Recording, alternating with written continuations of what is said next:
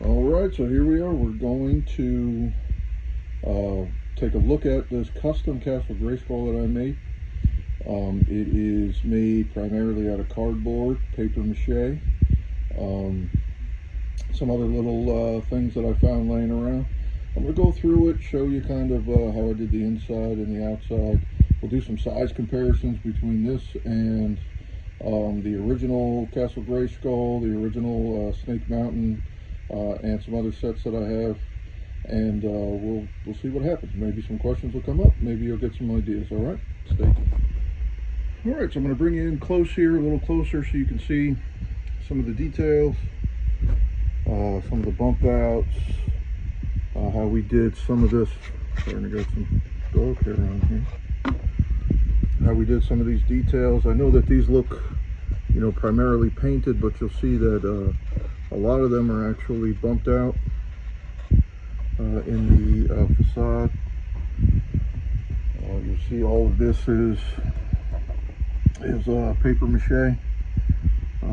The cheeks, the nose, this piece, it's all paper mache and homemade paper mache. And I'm going to get into that in a little bit, how we did that. You'll see this little platform, a little set of steps that come up this way. Our trap door, which does open. I'm going to show that in a little bit. I just wanted to get you up close before we do these size comparisons and get into a little bit of the details. Alright, so our first size comparison here is with our original Snake Mountain playset from the early 80s. You can see there is a drastic difference in proportions and size, and I am working on a custom version of that playset as well at this scale, so I hope to bring that video to you soon too. But you can just see just the proportions of this Castle Greyskull, and hopefully you're impressed with how much I was able to accomplish using basic stuff. You know, again, just cardboard, paper mache, regular paints, and paper towels. And when I say paper mache, I really mean toilet paper, water, and glue is what I use to do this. All of it, all of the shaping and sculpting, it's all toilet paper, water, and glue. It just took a long time, took a lot of patience. But yeah, look at that. That is the original Snake Mountain playset as compared to this custom Greyskull made, I want to say in 2020, maybe 2021, sometime during the pandemic. I made that. And let me get some figures so you can see that kind of size comparison. Alright, so as you can see, I got 3 figures there for a little bit of a size comparison. These are not vintage, you know, the 5.5 figures. These are from the modern line. I believe these are from Revelations, or one of the Netflix seasons that came on. But you can see they're slightly larger maybe than the vintage line, but there they are compared to the vintage Snake Mountain, and there they are compared to the custom Greyskull. Crazy. All right, and here we are with the modern update to Snake Mountain. This isn't the really you know, fancy one that came out a few years ago. This one came out maybe 1 or 2 years ago for the, I want to say, Classic Collection line. Slightly bigger than the vintage Snake Mountain, But again, you can see, even though it is a lot taller than the vintage Snake Mountain, the figures scale a little bit better with this playset than they do with that old playset, but it's still, size comparison wise, if you have this playset, which was available, I think I got that in Target maybe 2 years ago or a year ago, and you know how tall it is, then you can see the size difference between that playset and that custom Greyskull. And I remember thinking when I unpacked this that, man, this is so much bigger, so much more room, so much more space and features than the old one. But there it is. That's the newer playset versus the custom Greyskull, and I'll do a side by side with the two Snake Mountain. All right, here's that side by side with the two with the vintage Snake Mountain and the newer Snake Mountain and the custom Greyskull. So you can see this is, you know, 80s. This is just a couple years ago, and this is what you can accomplish if you have some time and determination and, you know, just a little bit of skill. I'm not a skilled craftsman, but I was able to accomplish this over probably the course of 2 months of working on it when I had free time. And I'm going to give you a side-by-side with the vintage Greyskull and this custom. Alright, and here is vintage Greyskull in front of our custom, and those same three figures for scale. So you can see we got these three figures, and they kind of, you know, they're very large for this old playset. I'm sorry I don't have the vintage figures, but they're packed away in my room here, so I had these readily available. But I think they're going to help me illustrate the size of the custom playset. But this is the vintage Greyskull, and that is the custom that I made. Again, I didn't have the money to get the really big fancy Greyskull that came out a few years ago. I'm trying to think of the name of that line.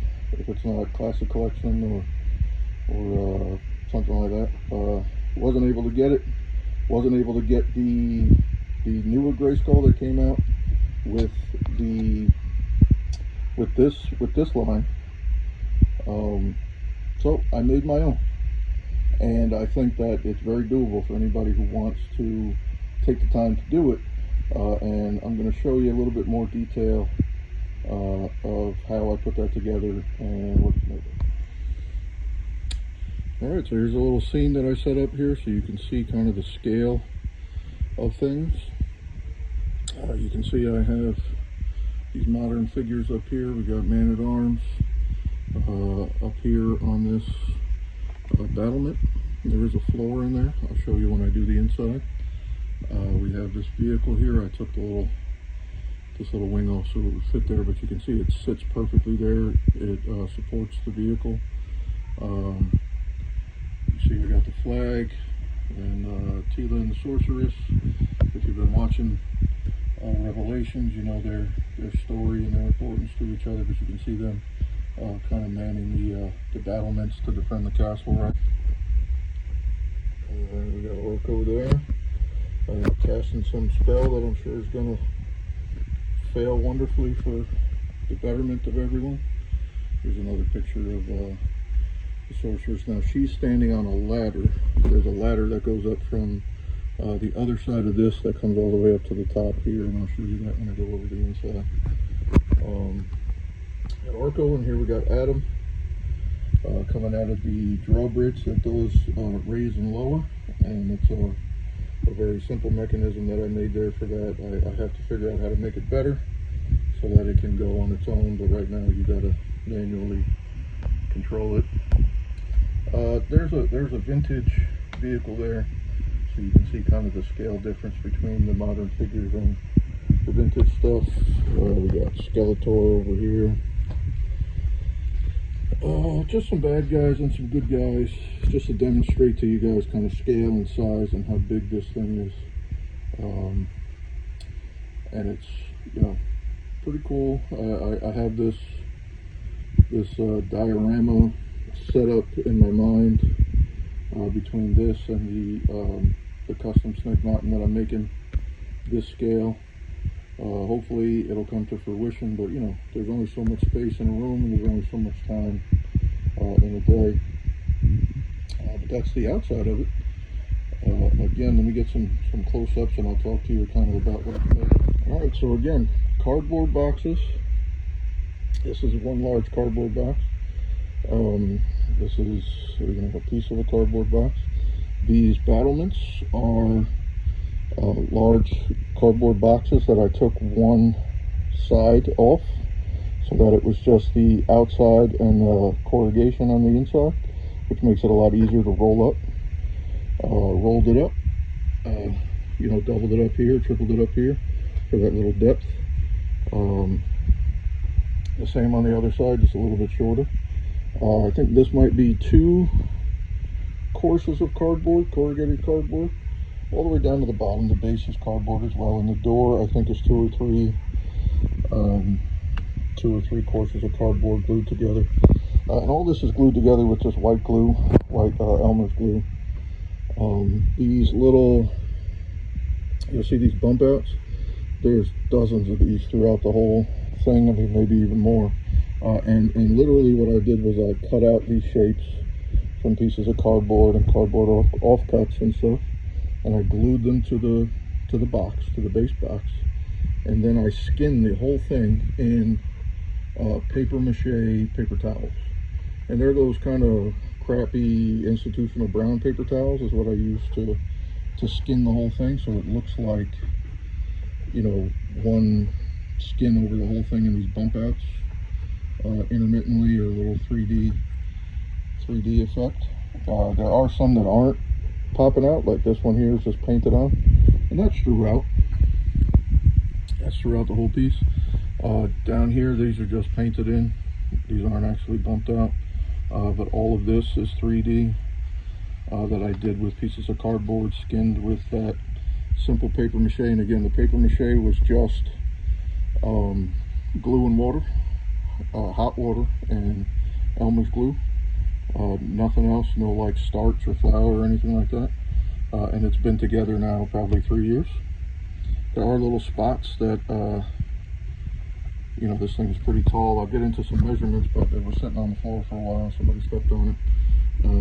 But otherwise, it's held together great. And I didn't seal it because I didn't want it to be shiny. I want to get a flat spray sealer to seal it, to protect it a little bit, because right now it's down in my basement room and it's collecting like dog hair and dust. But you'll see these bump outs are literally just toilet paper and that paper mache material. These are just toilet paper and paper mache. Same with this. This whole top jaw and teeth are all just toilet paper and paper mache. And I just did the whole thing. You know, did the whole thing. Took me a long time. I have lots of progress pictures and stuff because I really didn't know how it was going to end up when I was done. But it started looking pretty cool pretty quick. So there, and I painted it with just regular acrylic paints, like the dollar acrylic paints that you can get at Hobby Lobby or Michael's. I'm not a painter. I don't do this that often. I'm not really, I don't know like the theory behind painting or anything, so I just picked the top corner as the light source and did that throughout. I don't know if that's good or bad or accurate or not accurate. I'm sure there's some spots that aren't, but for a novice, I think it came out pretty good. So I'm going to shuffle this around, turn it around so you can see the back and what I did in it. Alright, so here is the inside of the custom Castle Grey Skull, and I put a few figures in there for some scale, but I really wanted to just kind of show what the inside looks like. So there it is, and I'm going to get a little closer and talk about it. Alright, so we'll start up here in the throne room. You can see He-Man sitting on his throne, and I just used a regular throne from the old Grey Skull, just a duplicate one that I had. And you'll see I have the flag I made, again, regular stuff, cardboard, glue. Printed that out online and laminated it so that I have both sides. All right. I did the same with the rug in the throne room. I don't have a trap door, but you know, more can come. I do have this banner, and I made that so it slots in and out. All right.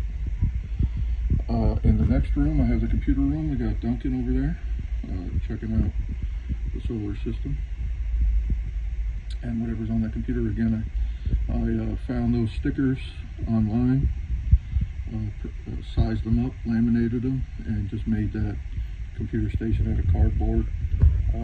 I think these are just random computer-like mechanism stickers that I found somewhere. Again, just cardboard, paper. I'm sure you can do it better. I'm sure I can do it better. And eventually I'd like to update everything in here and make a whole new workstation there.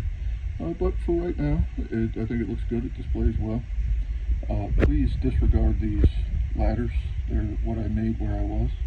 When I made this, they're just cardboard and paper mache. I will be making ladders out of probably some sticks or dowels or something so that they are nicer. Like I said earlier, here is one of the battlements, and you can see down there is a floor that he is standing on, and he can get there with this ladder from this platform. Alright, so let's back up and come over here to Clamp Champ. You can see, like I said earlier, he's standing on a ladder, and that goes all the way down to where these stairs come up from that front platform. I made some stairs to come up here. He can get in there and climb up and pew pew over the top if there's somebody coming. Alright, I got Orko down here conjuring up something. I was going to put a little LED up in the top up here because this was going to be kind of Orko's room or the sorceress's room, and make it kind of mystical with like maybe like a color changing LED or something. This ladder again, disregarded. It's just cardboard, I think, from moisture and heat. It's kind of warped, but it gives a whimsical effect, I think. All right, we'll come over this way. All right, you can see Tila in the arms room with the suit of armor. Again, that is the sticker from the original Greyskull, sized up, printed out, and laminated. On that wall there is a window there so she can turn around and shoot out.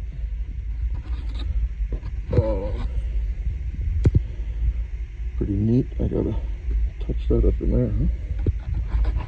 Alright, and here's just another room that the sorceress is in right now.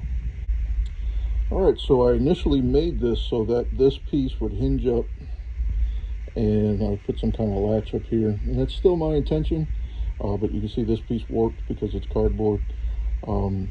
I've had some success with things like this. If I flip it over to the bare cardboard side and mist it and put some weights on it, it'll dry flat again. So I might do that. I might not. I don't know. This thing's been here for years already. You can see Mossman guarding the jail, and I thought that I would, because I started with the original sticker. I sized it up, and that's what it looked like in the original Castle Greyskull. But I thought it might be cool to make it 3D, so I made this little kind of jail pit cell thing, painted the bottom black. It's not really that deep. I don't remember if that's a tissue box or something like that. No, it's a COVID test box from the time, because at the time we were testing for COVID every week at my work, at my job. So I made this using that. This is just a bead or beads from some kind of beading project. Just cardboard, and these are two different McFarlane toys, like demons from Spawn or something, that I pulled the heads off and some body parts and had them sticking out to kind of try to create that effect that the original jail kind of had, but in 3D.